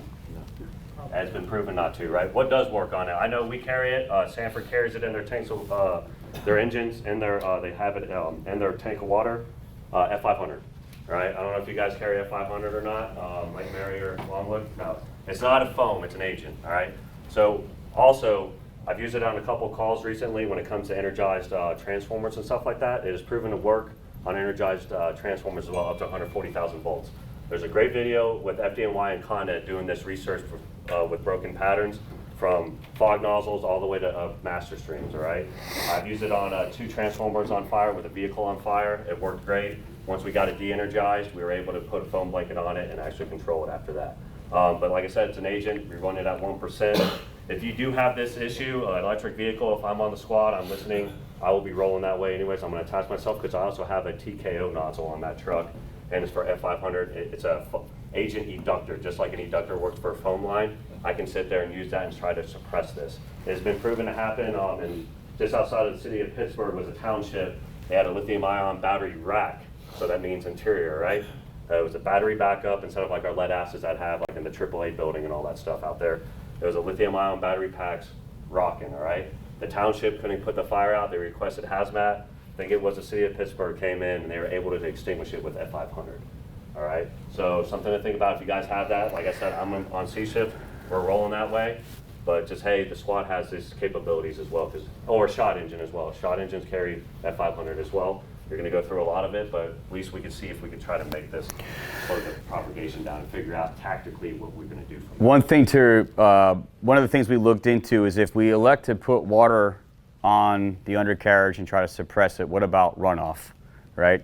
Well, right now there's no concerns with runoff if you're able to put water onto the actual lithium-ion batteries. So flowing water down at the pavement, flowing water into the battery pack, no concern of runoff there. No reason to dike or control where your runoff is going. Until we learn otherwise, that's kind of the approach we've got right now. One quick point. Look at the picture on the bottom right, just thinking practically here. If you can see jet flames coming out of the battery pack, out of an EV, we know that that has pierced through the battery casing, the skid plate, right? Because if we can see it from the outside, it is now making a hole into the battery pack. So our biggest problem is getting water into that battery pack, right? So if you walk up on something like that and you see flames coming out, let that, if there's no concern for life safety, let it burn for a little bit. Get a bigger hole. Get a nice big hole into that battery pack. So now we know where to direct our hose stream. Just something to think practically. Going off that, has anyone seen the Rosenbauer piercing nozzle? All right, so we did a study out here. And this was kind of this was in like the infancy for us in regards to I think it's like a EV $30,000 nozzle. It's ridiculous, but the problem is you're sitting there punching through the metal, right, to get to this. So that's an issue in itself, right? You're sitting there possibly pushing into puncturing the battery and causing more of an issue, right? So we're in the learning phase of all this. The forefront of this has been FDNY in Seattle. They've been dealing with this for 5-6 years, but they also have FDNY has 9 million people in there, right, stacked in. We're starting to see it more now just because it's becoming even more popular. It's starting to move this way. But a lot of the stuff, classes we've taken are from like Seattle, Indianapolis, FDNY, because they've been doing it a while, and they're usually the forefront of anything in the fire service, right, just because how big they are and they've been around for so long. I think we've harped on this pretty good. EV fires can be upwards of 5,000 degrees with that jet flame. That's why we want to stick away, because our gear is not going to do anything for that, right? 5,000 degrees? No. All right, here's a video of a Tesla Model S. You're going to see a lot of these videos are in China, right? But this vehicle is not being charged at all. It's just sitting there, right? And we're going to talk about tactics here in a few minutes about parking garages, because this is going to be a huge issue here in the next few years for us. Like I said, the white car.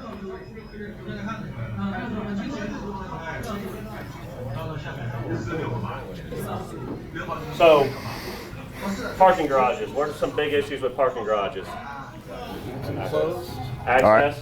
Enclosed, yep. Exposures, right?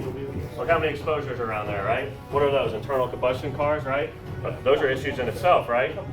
Gasoline, diesel sitting there, right? So if we have this burning right here, now it's blowtorching underneath, right? Where's the fuel tanks on internal combustion motors? Underneath, right? You start lighting that off, right? Now we have fuel fires. What's an issue with parking garages? Planted, right? Now you have running fuel fires, right? There are suppression systems, right? Sprinkler systems.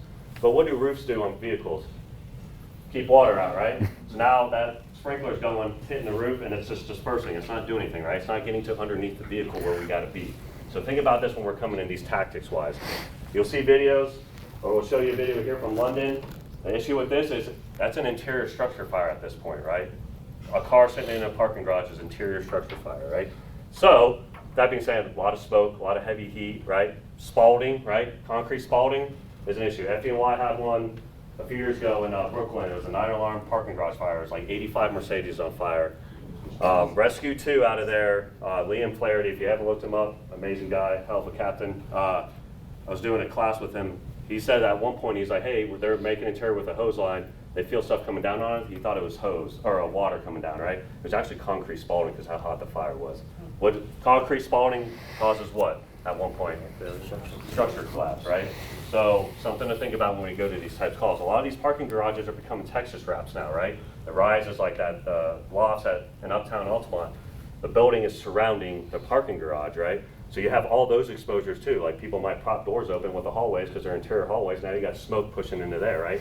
Something to think about with these. A lot of tactics going on with these. There's no legislation saying that, hey, the batteries or the charging systems for Teslas or electric vehicles have to be on this floor, the top floor, the second floor, or it could be right up against where that entry and exit way is into that room as well, right? Most common when you see like designated Tesla parking is generally in the most convenient places to what?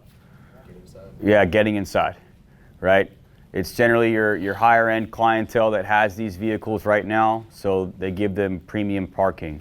And it may not just be on the ground level, right? There may be premium electric vehicle parking all the way through up that parking garage. And we'll get a little bit more into tactics with it here. I think the videos after these ones, I believe. All right, so this right here, right off the get-go, looks like just a regular Sprinter van, right? To me, like just looking at it real quick, if you read the captions, it says electric vehicle. It almost looks like an overheated radiator or someone doing smoky burnouts, right? Just right off the get-go, the way that smoke's looking to me, right? Well, here it is. So look around it. Is there any exposures around it? Within 50, 60 feet, right? A parking spot's what, roughly 8, 9 foot wide? Is that Orlando International? I don't know. That kind of looks like it, doesn't it? It's overseas. It's overseas somewhere. He says overseas. Oh. Right, so you see that blowtorch underneath, right? That's telling you what? EV. Vehicle, right? Because if it was a fuel fire, what it would be doing? Be lazy, right? A lot of times it's lazy. And what? Yeah, and the hydrocarbon burn is going to give you a very dark black smoke. There it goes. So the contents of the vehicle looks like it's burning right here just a little bit, but there's your issue there, right? Your blowtorch. All right, that's clean, almost like a clean fire. It's also a large battery pack. That amount of white smoke in the beginning of that video is a lot more than an overheating vehicle, but if you have like a Jeep Wrangler, like down in the bay, has a really small battery pack, it's going to give you a lot less of that white smoke and would appear to be an overheating vehicle. Some of us might jump out of the truck and just run right up to that, try to open up the hood and see what's going on, but now you're sucking in all that lithium ion gases. So what's our option here, tactically? What could we do? Let it burn, right? Exposures, right? Something to think about. They can replace concrete and asphalt, right? We can sit there and hit it from underneath just to keep some of the asphalt cool. Go ahead. Tell that guy to go away. Yeah, right? You gotta sit there and think about that. You don't want to sit there because every day everyone's taking pictures and filming, right? They start eating that white smoke.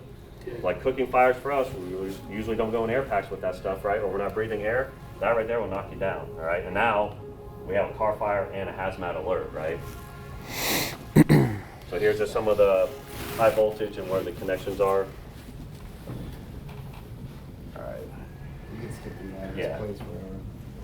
So one of the things I like asking is, all right, so Lieutenant Hammerl, you have an EV fire, right? And it's in a position where you have the option to let it burn or suppress it. If it happened today, what would be your tactic? Let it burn.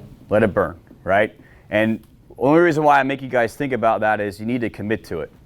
Because although if you don't commit to it prior to it, the perception, right, the sense of, I know I should do this, but it goes against every grain in my body to let something burn. And I think that's where we're going to have a little bit of a trial period. I think we're going to fail a few times trying to put these things out and dealing with getting them off scene, right, and then having to go back to put them out at the tow yards before we finally accept that it really is the best tactic when that tactic can be applied. So this is just reiterating some of the IMS again, and then here's some of these vent points some of the electric vehicles have to make access to the battery pack. I don't think they all have it, but like I said, just take a couple sheets of this with you. We've talked about this. If you let it burn, right, 1 to 2 hours, it could be completely burned out, or it could be 8, 10 hours, right, depending on that. We're on the I-4 having this issue. After 30 to 45 minutes, they're already calling the status, right? Hey, open up this roadway, right? Remember how much money it costs to shut down I-4 for an hour, millions of dollars, right? So they want that roadway opened up. maybe the tactics are, hey, give us 2 hours. It's like what? This out. A couple $1 million, one life lost for every hour I-4 is shut down. So something to think about that tactically, and highways have issues with water supply, right? Because of what's being transported on I-4, Trucking, right? The trucking industry. It's a pretty unique, comparison, but they want that roadway open. No different than we want that roadway open when we're sitting in it, right? We all been like, man, what are these boys and girls doing? Just move the vehicle to the side. Let's get a lane open. Well, there's even more pressure to do that, and this tactic, letting it burn, may be the fastest way to expedite getting these major roadways back open. The other thing too is, will the tow truck guy take it? Yeah, I mean, Some of them are saying no. what's that? Right there. Some of them are saying no. Well, and it's because it's becoming more and more, there's more and more awareness of these things reignite. Even when they don't appear to be on fire right now, it's a ticking time bomb, if you would. Yeah, they might. What's that? What are these tow yards doing then now? So I know, I know we haven't had a good working EV fire yet, right? So in Orange County, what they've done is they yoke them up on a tow truck and they send it out to a tow yard, and it's usually 50 to 100 feet, and it just sits there in the middle. His last name is June from Orange County. He's retired now. He had one several years ago, had it on fire, went back the next shift, burned again. I think 3 or 4 shifts later, and then up to a month later, they went 3 or 4 times for the same vehicle. Just to the point where they flipped it over and had to rip the whole thing out of the bottom of it. But a lot of times they're sitting there putting them out in the middle of nowhere and just letting them do their thing for that month plus, and then figuring out what they're doing from there. But the issue with it is, if it's smoking like that, I guarantee they're not going to put it on their flatbed, right? So maybe their option is they put it on the boom of a truck, right? Like they also have their boom trucks as well. We got 1042, so. Okay. All right, we're gonna start rapid fire here, because we are getting close and we still have to show you guys down there. Like I said, it's a lot of information. Here we go. We talked about letting it burn, right? So this is what they're doing right here. They just put out. Sometimes they'll bury them too, right? Yes. Out there in Texas, I think they've done it a few times where they just make a moat around it and then start putting sand on it, right? You'll see over in Europe, they'll do Conex boxes full of water, drop the vehicle in there for 2 weeks to a month, and then pull it out later. The issue with it is lithium ion burns underwater too, and we have a video for that as well. Are they talking about the blankets? We will going to talk about that here soon. The priority for it is here in the Seminole County. I think it should be coming up. When we get to the one in here's, London. Tesla. We're going to just show you it burning underwater. You are seeing Teslas pulling boats and jet skis around and actually using them at boat ramps. So this is an issue here, right? Will internal combustion motors burn? No, but what will though from them? The fuel, right? 'Cause fuel floats on top of it, so you might get that like, hey, it might be internal combustion, but you're gonna have a dirty burn, right? Because it's hydrocarbon. That is a clean burn. Look him up, stashed training. He works for Detroit Fire. He's a captain, training captain, I believe, out of there, or a lieutenant. But he also has worked for GM for a long time and is part of their whole engineering process. He's great to listen to. He's got a bunch of videos on YouTube. But like I said, we're just gonna power through this. EV plug. You guys carry EV plugs, Longwood or Lake Mary? No. Sanford has them on every unit, including rescues here in the county. All of our battalions, Tech 1, shot engine, squad, and then engine 42.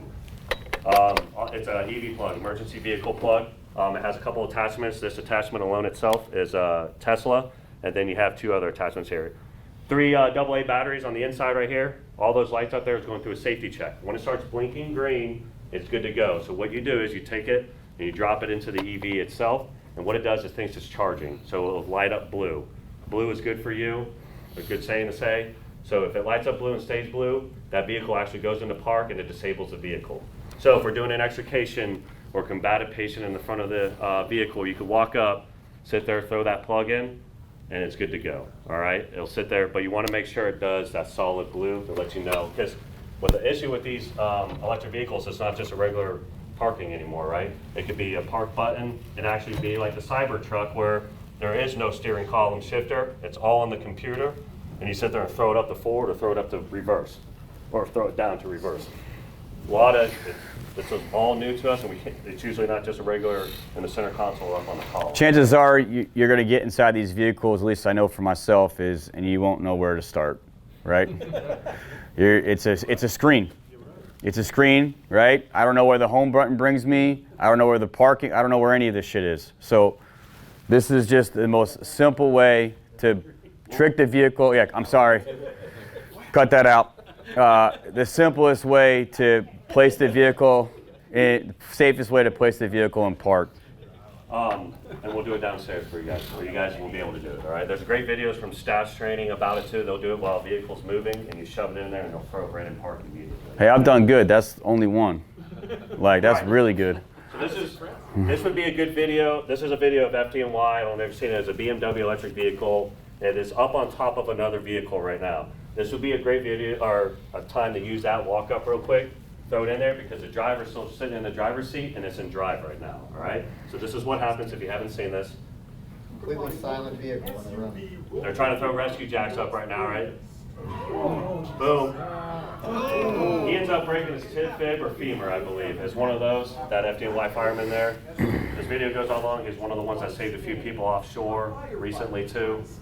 But this is something to think about. So we walk up with that EV plug, go in and shove it in. If you guys look into it for the cities, you can get them on grants. I think that's how City of Sanford got them. We purchased ours. I think it was 10 for $7 grand. 700 apiece. Yeah, so all right. All right, right? This is all on YouTube, right? So something to think about that, right? All right, fire blankets. Did we miss the parking garage though? Or is it next? All right. We're carrying fire blankets now. Battalion 1 and Tech 1. Before that, Battalion 1 has a lot more parking garages in most areas, but as you see now, parking garages are going everywhere. And Tech 1 as well, because they're centrally located and can get out to where we need to be. A few options for this is, what I think about is your parking garages, right? We get there, we have that issue of that vehicle going there. This will not put the fire out. All it does is suppress the fire right now, because it's depleting the oxygen, and it lets us tactically figure out what we're gonna do, all right? This could be for parking garages. Hey, we sit there and throw it up around there so it's not sitting there trying to burn all the exposures around it. Maybe we pull it out with a battalion buggy or a tow company, right? I haven't talked to them personally if they'll do that, but we also have our battalions. We can sit there and yank the vehicle out to where now we take an interior structure fire to an exterior fire, right? Rubbish fire. Using the winches and whatnot. Winch or slings, like on the squad we carry slings. I'll sit there and just do it that way and pull straight out. We've pulled many vehicles out of parking garage or house fires when it comes to the squad, just because, hey, let's pull it out, and so we don't have that internal combustion issue. So we do that quite a bit on garage fires. Or my thing too is, hey, tactically we don't know what we're gonna do yet. We're outside, maybe we have water supply issues because we have to do something about it. Hey, let's just smother this out for a little bit and figure out tactically what we're gonna do, right? So these are totally different than what we're used to, right? So the blankets, like I said, Battalion 1 and Tech 1, I think they're 26 by 16, and it only takes 2 people to use it. We're not gonna pull it out. If you're gonna use these, full PPE gloves, because they have fiberglass on them. Are these a multi-use? Single use. So they have single use and multi-use. If we bought multi-use, my thing is that's single use at that point. We're not going to clean these things and put them up. We're in the business of spending money, not making money, right? So, fire blanket, real quick and down and dirty. We'll show you real quick. You'll see the temperatures drop when they put it on there. What they're going to do is they're going to pull the blanket up over it, and then at the end, you sit there and start tucking the blanket up underneath the vehicle too, right? So you get that whole tight space, right? Biggest thing is, yeah, the temperature underneath the blanket, it takes some time to come down, but what's it doing from radiant heat aspect, right? It's doing a lot for the radiant heat aspect. And what you'll see, we'll let it run for a few more seconds, but when they pull it off, it relights back off, right? It's oxygen, right? The other thing too, this makes its own oxygen at times too, all right? So just something to think about. This might be a tactic, like I keep saying, just, hey, let's put this on here and figure out what the hell we got going on. The benefit is if we get it to cool down enough, it may slow the rate of propagation, right? Smoke suppression. Imagine pumping an ER with a parking garage full of toxic smoke with a bunch of respiratory patients. There's barely any smoke coming off of it now. All right, so. But this is the best part right here. Then we got it situated. Okay. And there it goes. Lights back off, right? Would you use that for a scooter? We use it for whatever. I mean, like, yeah, if we walk up on the. Yeah, hopefully we can find an alternative outside of deploying a large fire blanket The for other thing, I can walk up with that cell block from the squad. I don't have to put it in a container. I could take that bag and lay it, like if this is on fire, I could take that bag and just drop it right on top of that and let it burn through. The media will come down and make become a semi-liquid and encapsulate it. It's at 1500 degrees when it starts melting that cell block, and then that starts suppressing the vapors and the fuel. So I could sit there, walk up, drop that in there, and then we could figure out what we're going to do from there too. All right. This is a video of a parking garage in London. We talked about the spalling and stuff like that. You're going to see a collapse. If you look in the top left corner, all right. This video shows fire throughout the whole freaking row. You see there. All right, something to think about, right? There's a lot. It doesn't have to just be electric vehicles. All those internal combustion, they love fire too. The difference is the rate of spread, right? And what we're concerned about with the high temperatures and the concrete immediately below it, right? 5,000 degrees is a new ball game, right? There it is. That looks like a war zone, right? You see all the exposed rebar, right? Right. So you can see it. What's that? That's a 6-inch concrete slab. Here's another video of how fast this propagates. You got 4 exposures here. You got exposures here, and you also have exposures here. You'll see at the bottom, I don't know if they're like our cops down here. At one point, you see about 100 ABC extinguishers. So it doesn't work. Dry chem, on the other side, since we're talking about this, dry chem works for fuel fires as well, your hydrocarbon fires. If you have a running fuel fire, use your dry chem. It'll sit there and knock it down real quick. Throw some dirt out to dike it. But you sit there, dry chems work great for fuel fires. Look down here, all the. I watched the non-chopped version of this video with the timestamp. It only took 2 minutes from that first bus catching on fire to the 4th bus being fully involved. Is this lithium ion? What is it? CNG, right? It's a pretty impressive video. They're happening everywhere in the country. Just happening. It was in California, LA, or San Francisco. Yeah. They put water on these tanks. You don't put direct water impingement on these tanks. They go boom. All right. You'll see the video. It's a huge blowtorch method, right? It's impressive. Waste Pro and Sanford, most of their they're the green garbage trucks. They're CNG. The tanks are either right behind the cab or on the backside with valving. All right. We've had several of them over the last couple of years. With the CNG stuff, you know, especially with your trash trucks, just remember, even after they dump their load, we still have to look at the CNG tanks, see if they're hot, because if the tanks get hot, the pressure in the tanks increase, and if you're trying to cool the trash truck with an increased temperature and you fracture that tank, it can explode, which is what happened in San Francisco. You know, overheating versus almost similar, white gas. We're going to show you this. This is a 4XE, which is downstairs. Look where these guys are right here, right? Here's the vehicle right here, all right? They're standing right here. I don't think they even have their mask on. This is the perfect example of what we're trying to avoid. Smoke. You'll see them open the door. Boom. Here, wait. There you go. There's the roof. All right? If you look, they're just hanging out right there, right? They have no idea what they're breathing in right now. We'll show you downstairs. The batteries are on the back seat. It's stamped metal. A lot of the stamped metal in these vehicles are your high voltage components. This is 13's area. It's called adult toy storage off Hillview. Hundreds of Teslas sitting there waiting for dispersion. Disaster waiting to happen. Yeah. Supercharger. Talk about these. These are your DC fast superchargers, right? Altamont Mall and Sanford Mall by the Target.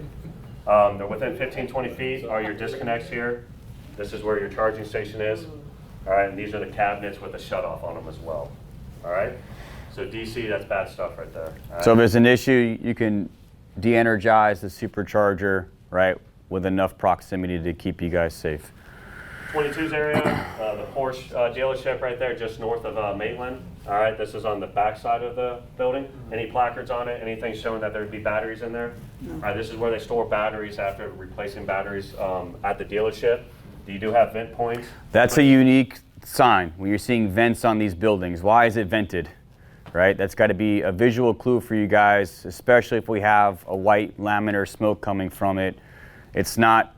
There's a bigger problem here. So is it not required to have any kind of? That's the issue that we're working through. We've been working with the awareness level increases, we're doing our best to try to implement that into what kind of notification they have to have for us, also what has to be on these containers. They've also been looking at making a whole new class. We have 9 hazard classes right now. They've been talking about adding an additional class 4 batteries. All right. This is Matthew's batteries where the modules got de-energized from the outside. It looks like a regular building, right? It's off Hickman, 34's first due, right? You said like the guy's great, you go do walkthroughs with him, but right there it just doesn't, right now it could be anything, right? No, nothing's placard, nothing's to tells you that that's a bomb inside. Those little purplish 18650s right there. The ones, not the other ones. Those are what right in front of you. Those are the ones. Yep. Those are the ones that they make there. There's hundreds of thousands, if not millions, of those in that building at all times. The best. This is the one, the autonomous vehicles out there, the beeps. There's 3 of them at the Altamont Mall. If you guys have seen them, they do, I think, 12 miles per hour. There's a guy that's in them, even though they're autonomous. They shuttle people around in that little, whatever you call it, uptown Altamont. There's your shut off right here in the front. With these, the next picture you'll see is they're in a parking garage on the first floor, right? One sprinkler head above it. And it's surrounded by a chain link fence, all right? So it's something to think about. They're sitting right there. Probably a lithium ion fire right across the street right now. That transfer station. I've had some good ones out of there. All right, so this is coming to a head right now too. Orlando has the electric school bus or buses for links. We're running CNG and We're running propane and CNG for Seminole County right now, mostly propane. But there are, I guess, things happening in Orange County right now with 15 full electric buses. Has anyone ever seen this yet? No. It's called Revoy. All right, so it's a propulsion device, roughly, for an internal combustion diesel motor. What it does, it gives a range up to like 250 miles of helping that fuel range for that. These run about 6 to 8 miles per gallon. This gives it up to 20 plus miles per gallon, all right? There's a trend going right now where they can sit there every 250 miles, you can stop, rotate out this piece, it's autonomous, it loads itself. It's a smart kingpin is what it's called, all right? So that's how it works. I haven't seen any over on this side. They're out of San Francisco, where Boy is, so it's probably more over there in the West Coast right now. But we might start seeing these. These wheels do turn. Like if you watch the videos of it, it'll sit there and park itself underneath there, and then it pulls itself up to the tractor. The driver makes the connections and takes off. All right? Also common in fifth wheel campers that you can buy now that you pull behind your pickup trucks. They'll have lithium ion batteries with propulsion devices. Then you have your GE battery electric locomotives. Here's your Tesla Rivian. We're not going to do a discussion because we are running out of time. The right here on both sides is where the if you look on the ERG or the EV rescue group, if you pop these panels off, there's a high voltage cuts. You can do either side. You don't have to do both. It's one or the other. So whichever one you can make access to. So like I said, look it up. It's literally 33 pages just on this vehicle. All right, and they're everywhere right now. And we're going to power through this.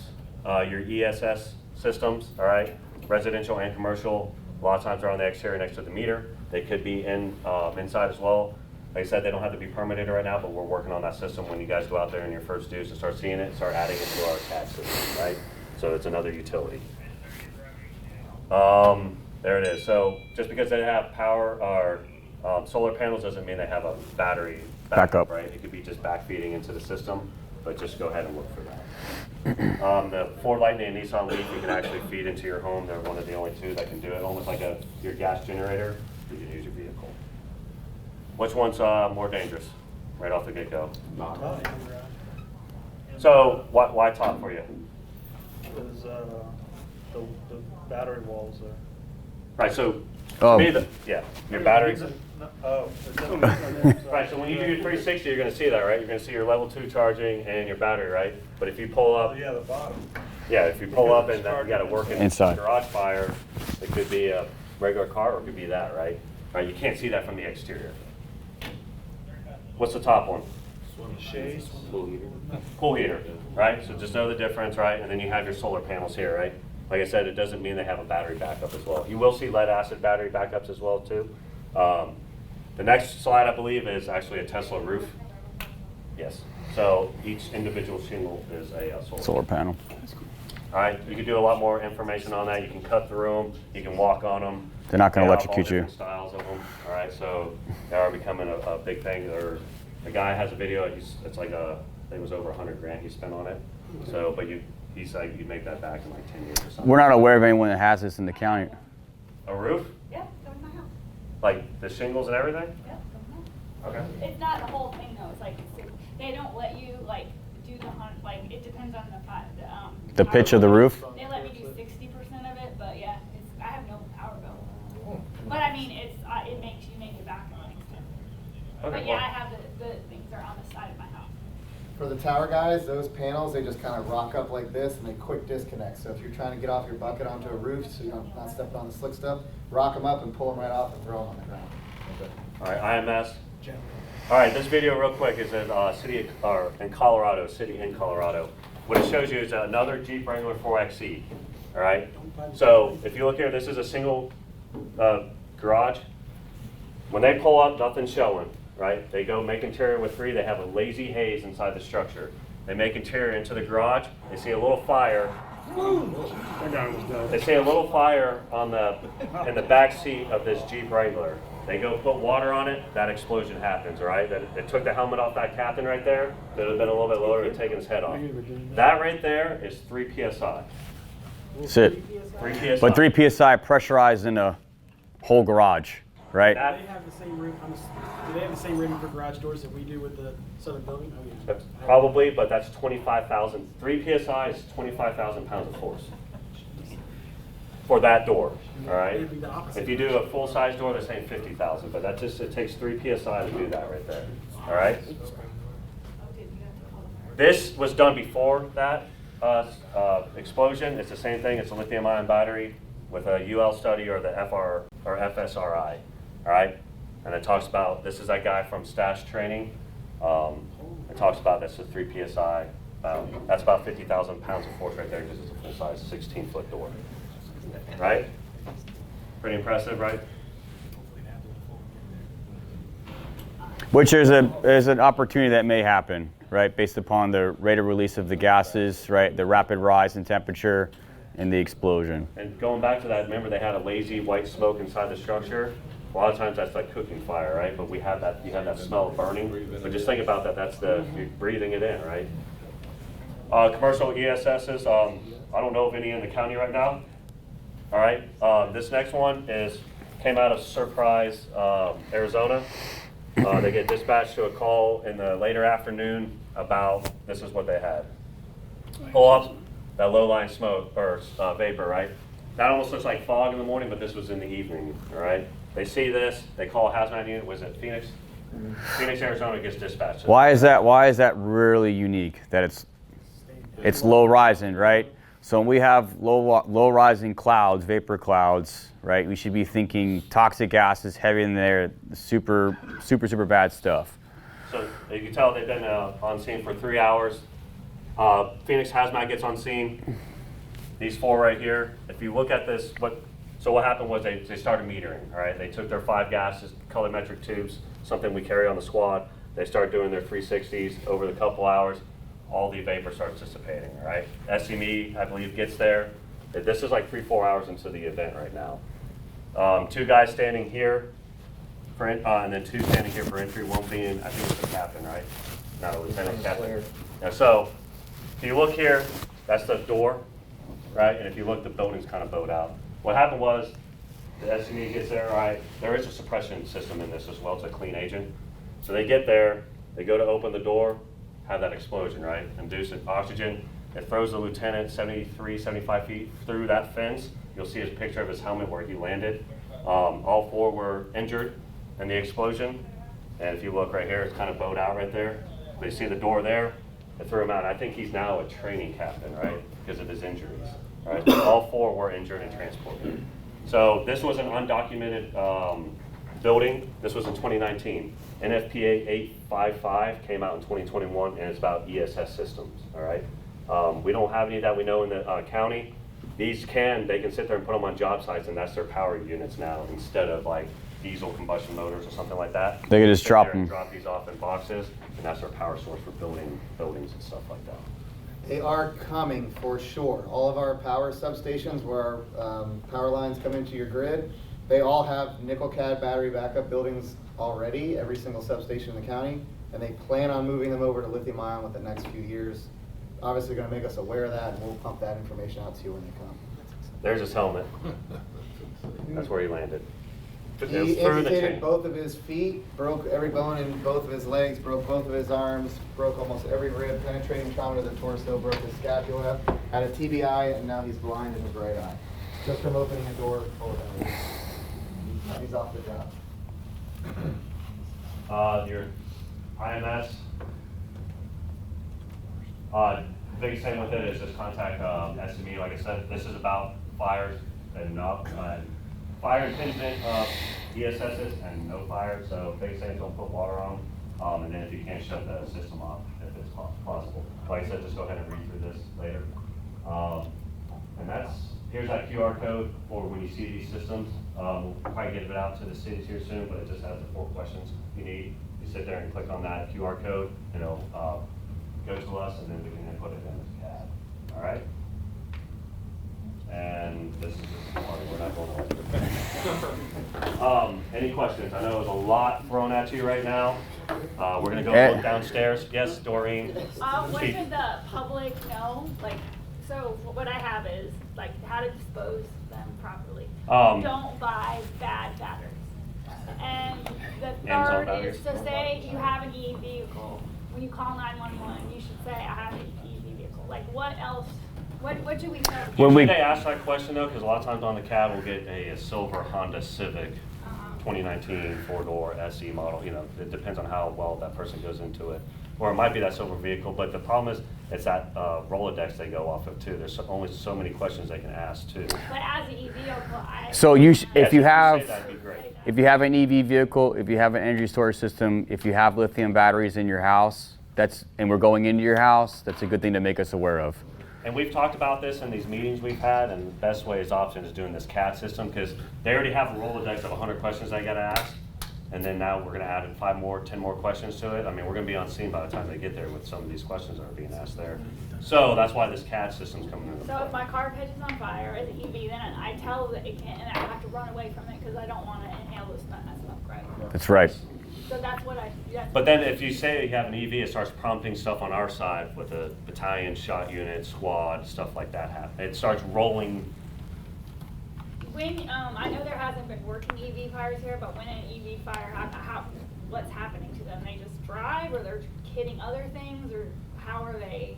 Well, it depends on why it caught on fire in the first place, right? It Well, could be that's what from I'm a wreck. asking, like statistically wise. Like you're saying gas vehicles, usually they catch on fire because people bad maintenance, stuff like that. So what's the stats? It could be due to just a bad cell, right? All the way up through, they ran over something on the roadway, comes up, pierces through, punctures the battery, starts the EV fire. There's a lot of contingencies that can cause the EV fire, but the big thing that the civilians need to know is just notify if they do have an EV fire, that the comm center knows it's an EV fire, and to stay as far away from that vehicle as they possibly can, and don't go near the smoke that is coming off that vehicle. Okay, anything else? I'll go over some other stuff with you so we can get them down there and what we need to let the public know. Before we go down by the cars, when we go outside to the bay,